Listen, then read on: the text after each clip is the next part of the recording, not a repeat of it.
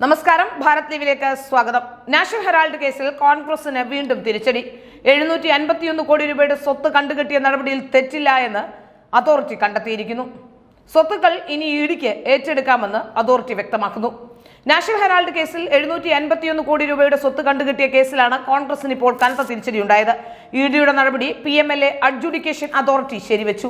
ഇതോടെ കണ്ടുകെട്ടിയ സ്വത്തുക്കൾ ഇഡിക്ക് ഏറ്റെടുക്കാം.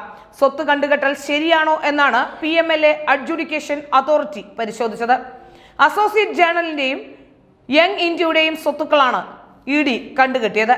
ഡൽഹി, മുംബൈ, ലക്നൗ എന്നിവിടങ്ങളിലെ 661.69 കോടിയുടെ വസ്തുവകകളും AJLന്റെ 91.21 കോടി രൂപയുടെ മൂല്യം വരുന്ന ഓഹരികളുമാണ് പിടിച്ചെടുത്തത്.